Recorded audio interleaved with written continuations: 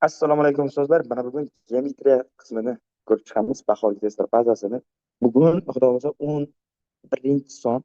Odatda geometriya qismida spesifikatsiya bo'yicha 22-savoldan adashmasam, 22-savoldan 30-savolgacha 8 ta geometriya tushadi haqiqiy attestatsiya imtihonida.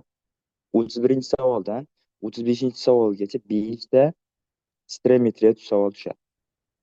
Mana shu bizga ko'rsatilgan 22dan 30gacha bo'lgan 8 savol geometriya qismi. Bu qismda asosan birinchi misol, masalan 22-savol odatdan birorta formulani, ya'ni moslashtirishga to'g'ri keladi. To'g'ri yoki noto'g'ri ekan.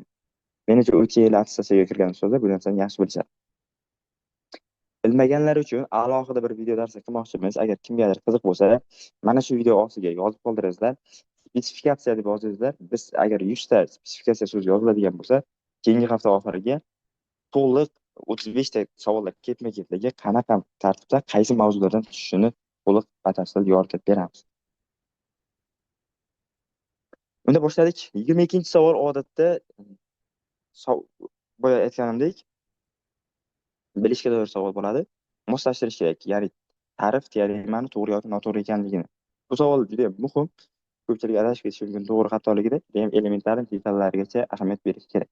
Bunga doir savollarni juda ko'pchilik ustozlar eslab chiqmaganligi uchun bizda oddiy parallel to'g'ri chiziqlarga doir savollardan boshlaymiz. 162-savol. A va B parallel to'g'ri chiziqlar bo'lsa, x burchagi toping.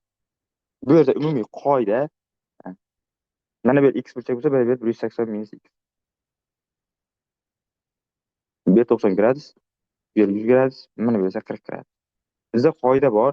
Bu tomonga qarab turgan burchaklar va bu tomonga qarab turgan burchaklar yig'indisi teng. Ya'ni 90 qo'shilgan 40 imiz teng bo'ladi 100 qo'shilgan 180 minus x.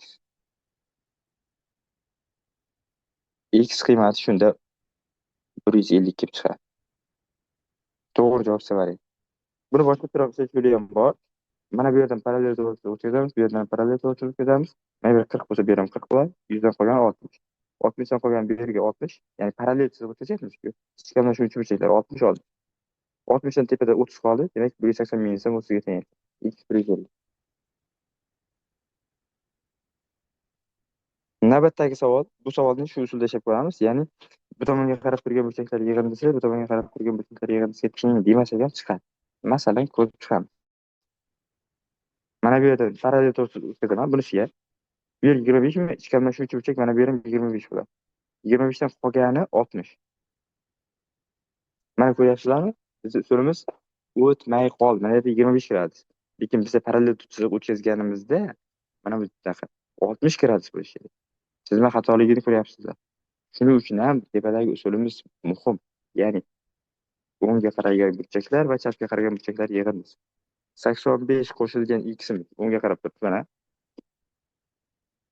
Teng chapga qarab turganlari, o'ngga qarab turganlari 25 qo'shilgan 25 qo'shilgan 55.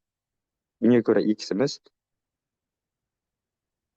ayirib yuboradigan bo'lsak 20 gradus qolar ekan. To'g'ri javob A variant.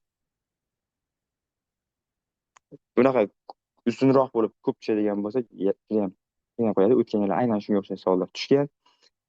23-savolda shuning uchun bu narsani bilib qo'yish kerak. 64-savol ham shunga o'xshash, faqat boshqacharoq. Ya'ni alfa burchak topishimiz kerak. Bu yer 100 gradus bo'lsa. Bilamizki, mana bu yer alfa bo'lsa, bu yer beta bo'lsa, ya'ni alfa bo'lsa, bu yer ham alfa bo'ladi, bu yer beta bo'lsa, bu yer ham beta bo'ladi. Shifr. 2 alfaga 2 betani qo'shganimiz 100 gradusga teng. Sabab boyaga usulimiz. Bu tomonga qarab turgan burchaklar yig'indisi 2 alfa plus 2 beta, bu tomonga qarab turgan 100 gradusga teng. Bundan alfa plus betamiz 50 ekanligi kelib chiqadi. Alfa plus betamiz 50 ekanligi kelib chiqadi. Endi esa ani topishimiz kerak. Nima qilamiz? Istasak alfa plus betamiz a ga teng deb yoza olamiz bemalol. Sababi mana bu alfa tomonga qarab turibdi. Mana bu burchakda betamiz ham shu tomonga qarab. Chapga qarab turgan ikkita burchak alfa va beta yig'indisi katta a ga teng. Demak 50 gradus ekan. To'g'ri javob D variant. Navbatdagi savolimiz Shaxsan o'zimga tushgan savol soni o'zgargan bo'lishi mumkin. Yodimda qolgani usul shu edi. Uchburchak asosiga parallel chiziq chizilganda, ya'ni uchburchak asosiga parallel chiziq chizilganda u yon tomonini 3dan boshlab hisoblaganda 3/8 nisbatda bo'ladi. 3dan boshlab hisoblaganda 3/8. Ya'ni 3x 8x. Hosil bo'lgan ikkita shakl yuqoridagi kichik va uchburchak pastdagi trapetsiya yuzalar ayirmasi 206 ga teng. Bu yuzamiz qanaqadir 9s bo'lsa, katta yuzamiz 121s ayrilgan 9s bo'ladi. Trapetsiyaning yuzasi. Asos bormi desak, asos keltiramiz. 3x bo'lsa parallel to'rtchiziq, bu tomon 3y, bu tomon 8y bo'ladi. Sababi parallel to'rtchiziq Fales teoremasiga ko'ra mos nisbatda bo'ladi. Endi tepadagi burchakda alfa desam, 9s deganimiz 1/2 3x ko'paytirgan 3y ko'paytirgan sinus alfa. Katta uchburchakning yuzasini hisoblasak, uchburchak yuzasi 1/2 11x ko'paytirilgan 11y ko'paytirgan sinus alfa. Bu katta uchburchak yuzasi bilamizki 121 esga teng bo'lib qoldi. Mana yerda 9 tanlaganmiz. Endi 121 dan 9 dan ayirsak necha bo'ladi? 112 esimiz ekan. Endi trapetsiya bilan mana shu 9s ni ayirmasi 112s bilan 9s ni ayirmasi 206 ga teng. 9 ayiradigan bo'lsak 103s bo'ladi. Teng 206. Esimiz teng 2. Bizda nimani so'rayapti? Berilgan uchburchak yuzasini toping. Berilgan uchburchak yuzasi 121s. S o'rniga 2 ni qo'ysak 242 bo'ladi. To'g'ri javob C varianti. Navbatdagi savol 166. Rasmda bo'yalgan soha yuzasi mana shunga teng. Muntazam 6 burchakning perimetrini toping. Bitta narsa esimdan chiqib ketibdi. Ya'ni har doim videoni boshida sizlardan YouTube kanalimga obuna bo'ling yoki like bosing deb so'rar edim. Shu narsani so'ramagan ekanman. Hozirgacha ko'rib kelayotgan bo'lsangiz, endi like bosmasangiz bo'lmaydi. Rasmda bo'yalgan soha yuzasi mana shunga teng ekan. Bu aylana mana. Aylanaga 6 burchak chizilyapti. Bilamizki, 6 burchakning xossasi bor. Hamma diagonallari muntazam 6 burchakning tomonini ikkilanganiga teng. Ya'ni mana bu radius bo'lsa, bu ham radius, bu ham radiusga teng. Ya'ni aylanani radius. Aylananing yuzasi πr kvadrat.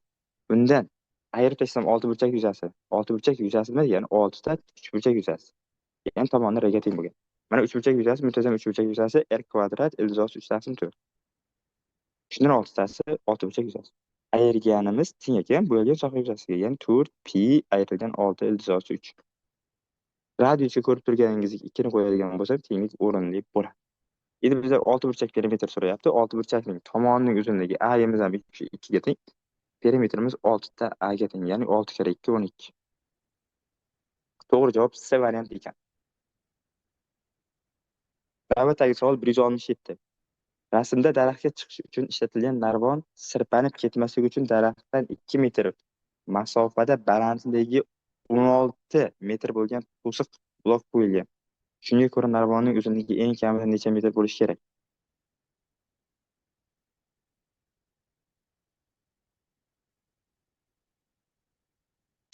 Bizda eng kamida deyilyapti. Ko'ramiz. Mana bu masofani x deb belgilasam, x Pifagor teoremasiga ko'ra narvonning uzunligi mana bu qismi x kvadrat plus iltizosida 16 ning kvadrati 256. Iltizos.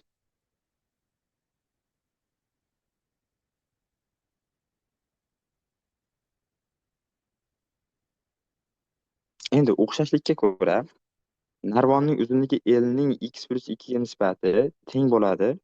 Narvonning uzunligi L ning x plus ildizosi 2 ga nisbati narvonning mana bu qismining uzunligi ildizosi x kvadrat plus 256 ni bo'lganimiz nimaga? Endi narvon uzunligi hammasini x plus 2 ga bo'ldikmi, demak buni x ga bo'lamiz. Shunda bu x plus 2 taqsim x ko'paytirilgan ildizosi x kvadrat plus 256 bo'ladi. Endi x qanaqa bo'lishi muhim emas. Bizga L uzunligimiz nima bo'lishi kerak? Eng kamida, ya'ni eng kichik bo'lishi kerak. Hosil olamiz 0 ga tenglaymiz. Eng tinchi bizga ko'paytmadan hosili. Ko'paytmani ham alohida bo'lib olaman. L ni 1 qo'shilgan 2 taqsim x deyman. Ko'paytirilgan ildizi x kvadrat plus 256. Hosilasini 0 ga tenglayman. Hosil birinchi 1 minus x 2 taqsim x dan hosil olsam minus 2 taqsim x kvadrat ko'paytirilgan ildizi x kvadrat plus 256. Qo'shilgan 1 plus 2 taqsim x ko'paytirilgan bundan hosilamiz. Hosil oladigan bo'lsak dastlab o'zi 1 taqsim 2 ildizi x kvadrat plus 256 bo'ladi. Keyin argument, ya'ni ildizi ostidagi ildizi x dan hosil olsak shunaqa edi. Ildizi ostidagi ifodadan hosilasini suratga ko'paytiramiz, ya'ni 2x teng 0. Bu yerda ikkilarni qisqartirib yuborsak bo'ladi.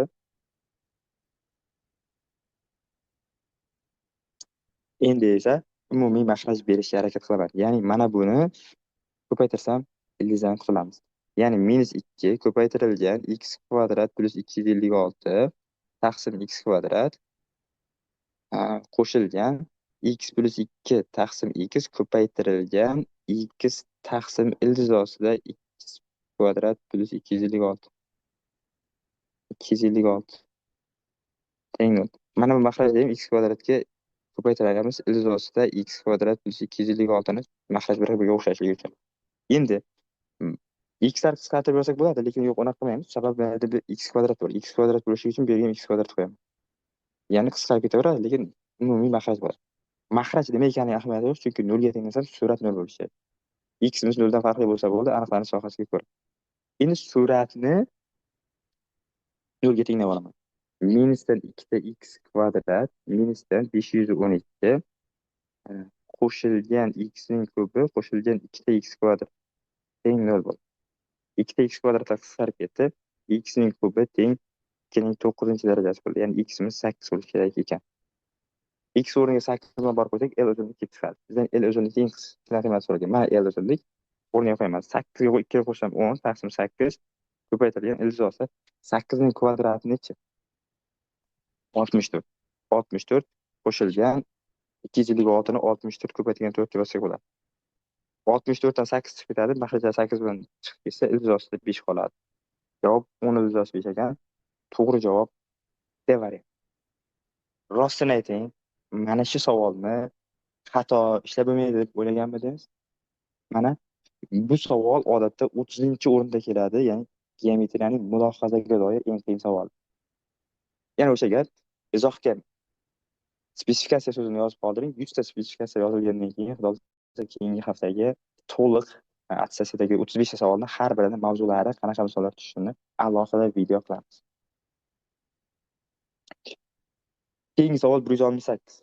Uchburchakning medianalari 9, 12, 15 bo'lgan uchburchakning yuzini toping. Chizib olamiz. Uchburchak, mediana, yana bitta mediana, yana bitta mediana. Men bu yerda hech qanaqangi qo'shimcha formula ishlatmayman.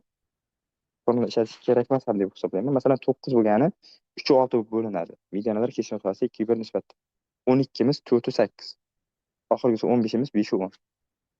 Endi keling. Mana bu uchburchakka qaraylik. Mana bu uchburchak. Qarshi tomoni teng 2 ga bo'lyaptimi? 4 degan kesmamiz bo'lyapti. Teng 2 bo'lyapti.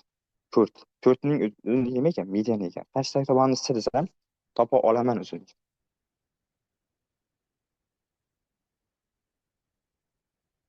Ya'ni 4 imiz teng 1 taqsim 2 ildizi ostida mediana formulasi 2 ta 6 ning kvadrati 36 qo'shilgan 10 ning kvadrati 100 ayrilgan s ning kvadrati. Mana bu mediana topish formulasi. Bittaga mediana topish formulasi. Ko'paytirsam 8 8 kvadrat 64 64 teng bo'lar ekan 2 ta 136 272 ayrilgan s kvadrat. S kvadratimiz 272 dan 64 ayrilsa, xo'p, 208 bo'ladi. S ni 208 dan ildizi ola olmaymiz. Shunchaki 4 ga bo'lsak, S'imiz 2, ildizi ostida necha bo'ladi?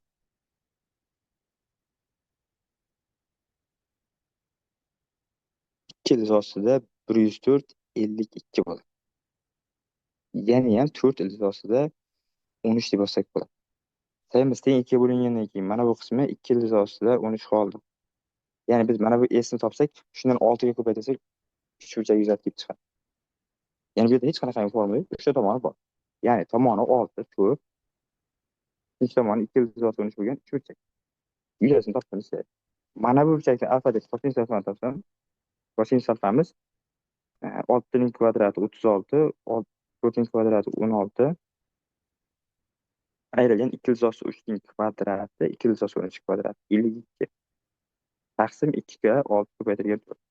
Endi hisoblaydigan bo'lsak, 36 ga 16 qo'shilsa 40 52 bo'ladi. Demak, bu degani nima degani? Mana bu burchakimiz 90 gradus.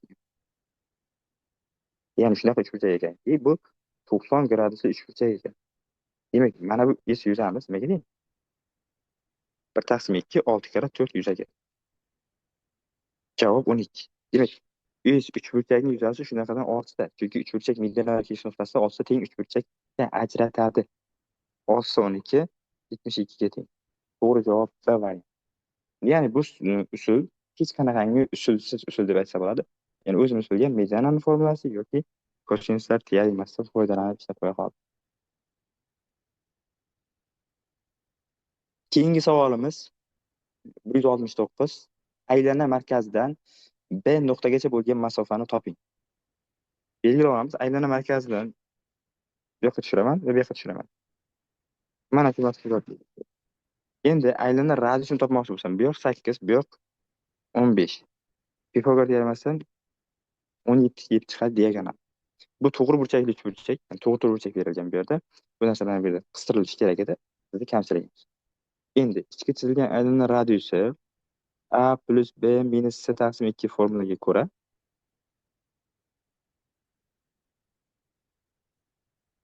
8 qo'shilgan 15 ayrilgan 17 taqsim 2. Javob 3. Radius 3 ekanligidan mana bu yer 3 bo'lsa bizga tepada 12 qoladi. Bu yer 3 ekanligidan tepada 5 qoladi. 5 va 12 Pifagor teoremasidan BO ning uzunligi bizga 5 va 12 ning kvadratlari yig'indisini chiqarsak 13 bo'ladi Pifagor teoremasi. To'g'ri javob C variant ekan. Agar mana shu hisob-kitoblar sizga tushunarsiz, qayerdan kelganligi noma'lum bo'lsa, o'z ustingizda ko'proq ishlashni tavsiya qilaman, chunki bu hisob-kitoblar, ya'ni 5 12 bo'lganda 13 bo'lishi, bu sizda yod bo'lib ketgan hisob-kitob bo'lishi kerak, chunki bu Pifagor uchliklar. Shunda imtihonda men o'ylayman, vaqt bo'yicha muammo bo'lmaydi, shunaqa tezlik qo'ygan. Xo'p, keyingi savol 170. Teng yonli uchburchakning yon tomoni 15 ga teng, asosiga tushirilgan balandlik esa 12 ga teng. Teng yonli uchburchak, yon tomonlari 15, balandligi esa 12. Balandlik tushirsam 12. Pifagor teoremasini ishlatsam, mana bu asosning yarmi ildiz ostida 225, ya'ni 15 ning kvadratidan ayiraman 12 ning kvadrati 144 dan 81 bo'ladi. Javob 9. Ya'ni asosimiz 18 ga teng. Bizda nima so'rayapti? Yon tomoniga tushirilgan balandlik uzunligini toping deyapti. Endi S uchburchak yuzasi 1 taqsim 2, asos 18 ko'paytirgan balandlik 12 ga teng, yoki boshqa tomondan 1 taqsim 2, yon tomon 15 va yon tomonga tushirilgan balandlik h ning ko'paytmasiga teng. Bu yerdan 1 taqsim 2 larni qisqartirib h topadigan bo'lsam, 3 ga qisqartirganimda mana bu yerda 6, 72 taqsim 5 qoldi. Javob 14,4 ekan. To'g'ri javob A variant. Xo'p, oxirgi ikkita savolni ko'ramiz. Shu bilan bugungi videomiz tugaydi. Xudo xohlasa keyingi qismda qolgan geometrik savollar ko'ramiz. 171-savol. Bizga KLMN nuqtalar aylana markazlari bo'lsa, bo'yalgan soha yuzasini toping deyapti. N harfi bilan L harfini birlashtirsam, e'tibor bering, L harfi ham aylana markazi deyapti. Mana L harfi ham aylana markazi. Bu degani, bu yerda birlikni bir katak deb olamiz. Umumiy hisobda necha bir? 2, 3, 4, 5, 6 kat. Demak 6. Mana bu yer radiusi 6 ga teng bo'lgan chorak doira. E'tibor bersak, bu tomoni bilan bir xil ikkita chorak doira tur. Ikkalasi ham bir xil mana bunaqa kesib olingan joy bor. Demak, ikkalasi yuzasi teng. Men mana bu yuzani topib 2 ga ko'paytiraman, bo'ldi. Yuzani topishimiz uchun 1 taqsim 4 pi 6 ning kvadrati, ya'ni chorak doiradan yarim doirani aytishgan. Uni radiusi esa 3. Ayrilgan 1/2 yarim doira pi radiusimiz 3 ning kvadrati. Mana shundan ikkitasi bizga to'liq bo'yalgan sohaning yuzasini beradi. 2 ko'paytirilgan hisoblasam 36 ni 4 ga bo'lsam 9 pi ayrilgan 9 ni 2 ga bo'lsam 4,5 pi. 9 dan 4,5 ni ayasam yana 4,5 bilan 2 ga bo'lsam yana 9 pi ga teng. Demak, to'g'ri javob 9 pi. C javob. Mana nihoyat oxirgi savol. Muntazam ko'pburchakning tomonlari soni diagonallar sonidan 3 ta kam deyapti. Yani tomonlar sonini n desak, diagonallar soni formulasi bor. n-3 taqsim 2.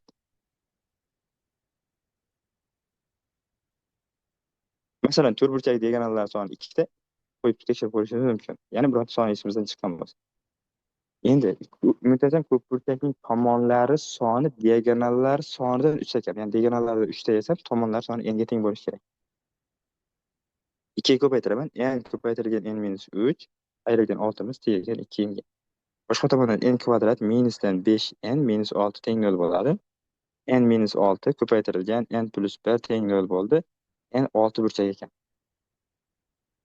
Endi bizga aytayotgan savolimiz unga isteva tashkillangan aylanadagi halqa yuzini hisoblang. Ko'pburchak tomoni a teng 4/3 bo'lsa. Ya'ni muntazam 6 burchakda eng yaxshi ko'rgan ko'pburchagim bu. Chunki xossalari juda ham chiroyli.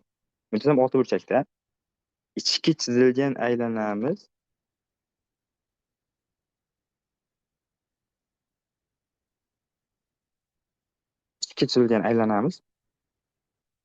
markazdan hisoblasak, mana bu masofamiz ichki chizilgan. Bu esa tashqi chizilgan. Mana bu qismcha esa tomonining yarmi bo'ladi. Simetrik, muntazam. Endi tomon 4/3 deyilyaptimi? Yarmi 2/3 bo'ladi. Bizda bir xossa bor, juda ham ajoyib xossa, ya'ni muntazam ko'p 6 burchakning bitta burchagi 120 gradus. Bu yerda beshikli resasi yotadi, ichki chizilgan aylanma markazi. Shunga hisobiga 60 gradus bo'lib qoladi. Bu esa 30 gradus. Mana shu 3 burchakdan bemalol hammasini topib olsak bo'ladi.